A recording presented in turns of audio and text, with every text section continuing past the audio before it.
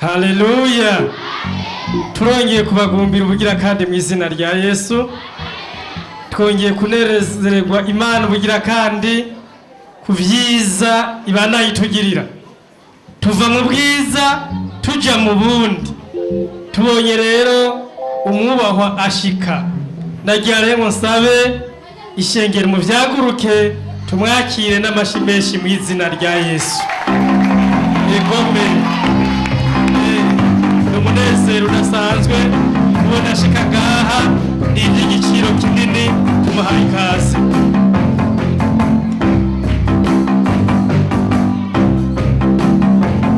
Amashimeshi ku Mana yacu.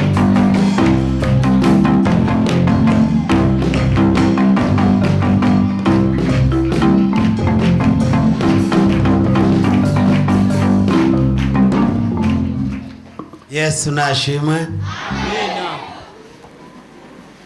Kumenga ntimunezerewe. Muranezerewe. Ubabaye ni shetani wenyene. Uno munsi udasanzwe, umunsi aho abana bo ku musozi w'Imana na Yoti ngo baza gusezera vakasi. Yesu nashimwe cyane. Vakasi naho muyisezera abana muyikunde cyane uko nejo muzoyisubiramo. Vakasi yanyu niyumvira ko mwayikamishije mukanya nkeka abari ngaha babibonye. Vakasi yanyu niyumvira yuko musubiye ku ishuri bimeze neza cyane, siko none? Abafyatiye amatafari barimwo, abarimye barimwo, abana badandaje barimwo. Amashimeshi rero ku Mana yacu.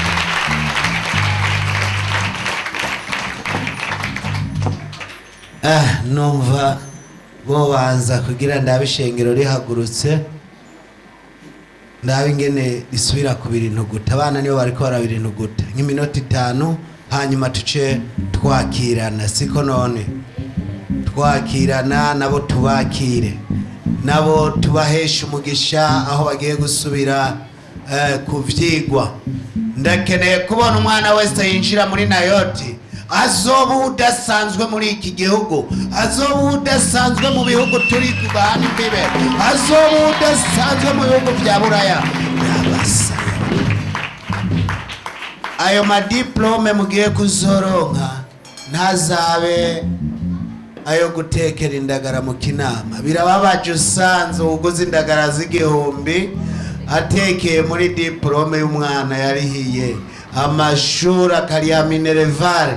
Amugabo urumva kubera kudasenga Imana ugasanga bariko bazitekeza indagara, ibijori bya bindi bya bifi bibi ari byo bariko barashira. Nagoma ndababwira tugiye kubasengera Imana. Nta mwana wo muri Nayoti, nta mwana ari ku musozi w'Imana diplome yiwe izotekezwa indagara, ariko turakeneye ko diplome zawe yes diplome zabo zizobe iz'agaciro, zizobe izo bashika muri Amerika bakabubaha, izo bashika mu Bwongereza bakabubaha, bakavuga ati turabona abana bize kubw'Imana.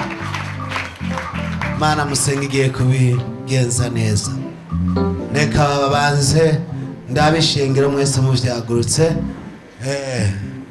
bagende gatonyi ndabigene barisimbasimbisha hanyuma tuce tubandanye. Yesu nashimwe.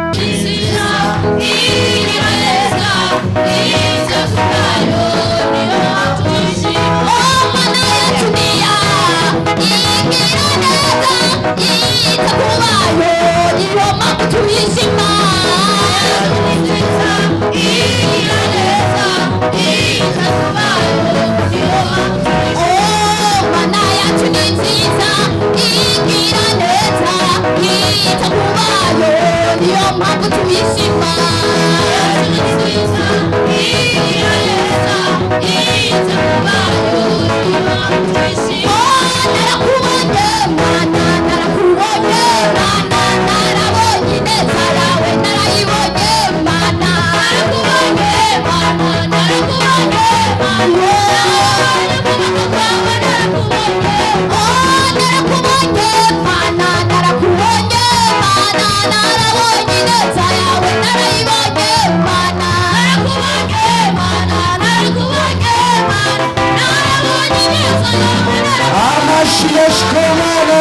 menshi, Imana yiha amashyi menshi. Umunsi udasanzwe, umunsi wo kwambara imbaraga, umunsi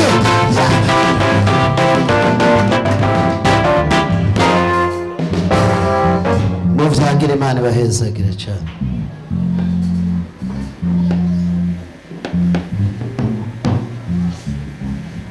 Yesu nashimwe. Amina. Turanezerewe rero cyane kubona turi kumwe n'ibibondo byacu aho byaje gusezerana natwe nk'abavyeyi. Turanezerewe rwose. Ndabona harimwo abana bamusanga bakuriye mu miryango batabonye abavyeyi. Nagomba mpere ku bana bakuriye mu miryango batabonye abavyeyi.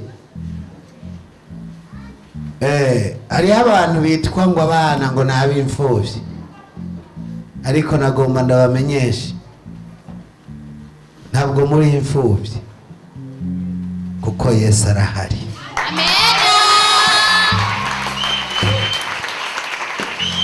Uno munsi bazi ngo nimugire abavyeyi, bamwe ngo bazopfa nabi, bagiye gutangara muri ko murabahubutse.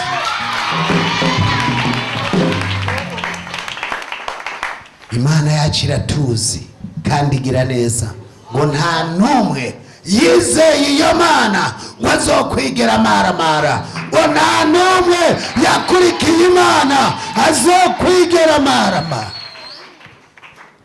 Nagomba ndababwire rero bana, guhera uno munsi mwumve ko abavyeyi bahari, mwumve ko Yesu niwe muvyeyi wacu. Imana iturekuye, nta wundi muvyeyi yodushobora, ariko Imana yo mu ijuru iradukunda kandi tugirira neza, kuko ari umuvyeyi wa twese.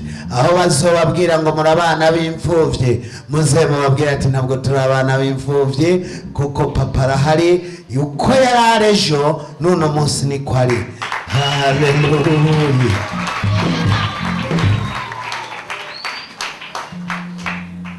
Abana nabo bagifise abavyeyi, hari ibwirizwa rikomeye rivuga ngo wubahe so na nyoko kugira uzurambire mu gihugu wora Imana yagize gute? Yaguhaye. Umwana tubaha se na nyina, uwo nta buzima afise. Urashobora kuba wibaza ngo uriko uragenda uri umuntu, hajya uba warapfuye. So wawe na nyoko wawe bafise ububasha bwo kuguhesha umugisha, kandi Imana yabahaye n'ububasha bwo kukuvuma.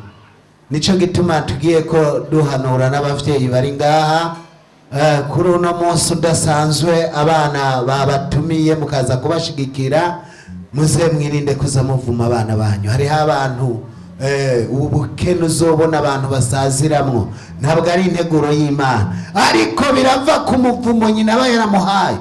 Umwanya wose ngo uri gipfu, umwanya wose ngo wakijujuwe, umwanya wose ngo ntaco uzovamwo, umwanya wose ajya bari karagutongera.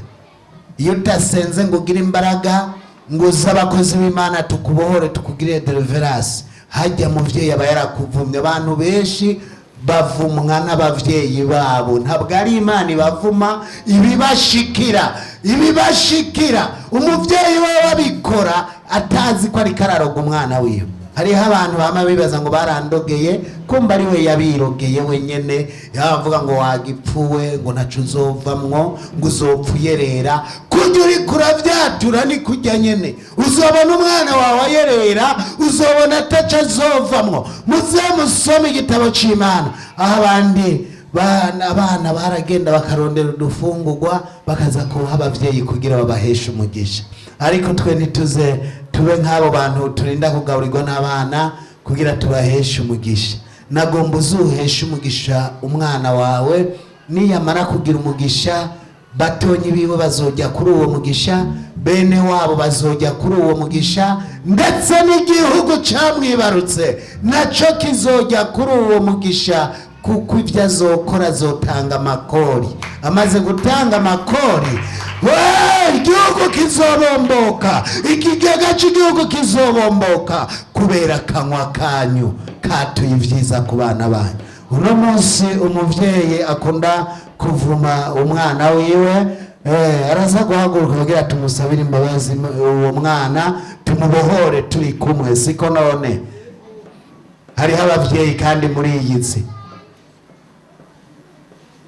tugiye kubasabira imbabazi kugira tubohora abana bacu. Hari abana banyu mwaboshe, uzosanga iminsi yose mu ishuri y'amatora ubusa, agenda yamabuwa 50 abuwa 80, umuvumo yawukuye ku bavyeyi biwe atahandi. Umwana yari umunyamugisha, ariko umugisha wiwe nabwo wugawe na Satani, wugawe n'umuvyeyi wiwe. Uno munsi rero ni umunsi wo kubohora amajambo muhabatuye ko kugira tugire amajambo mashasha ku buzima bwabo, tugire amajambo mashasha ejo tuze tubone ejo habo ari heza, tuze tubone muri iki gihugu abana bose atamwana ariko arasegerereza ariko bariko bafasha abandi. Abana bo muri Nayoti mugiye gutembera muzobibona. Tugiye gusenga abavyeyi bitahuye, nibo tugiye gusenga. Turaza gusubira mu iri sengesho. Umuntu wese azi ko yavuye hari ijambo ribi yatuye ku mwana wiwe, ni umwanya mwiza wo kugira haguruke atagusunikana kugira mubohore. Tugiye gusubira mu iri sengesho twese hamwe duhamagara Imana yacu kugira tubohore, tugire deliverance ayo majambo yabatuweko, kugira Imana yahindure mu mugisha, yahindure mu imbaraga zo kuzomara amashuri, abo umunyabwenge, kuko Imana ishoboye vyose. Akanwa wakoresheje n'ubu ni kugomba ukoreshe. Akanwa kacu karahezagira kandi karavuma. Iyo uri kuravuga ntabwo uri kurabwira n'ivyo uri kuramubwira. Tugiye guhamagara Imana yacu. Turaza ati Imana yacu, turaje imbere yawe. Hari amajambo twatuye ku bibondo vyacu atameze neza, ntabwo twashaka kubavuma, ariko n'umwasi Satani yatweretse ko ari bisanzwe.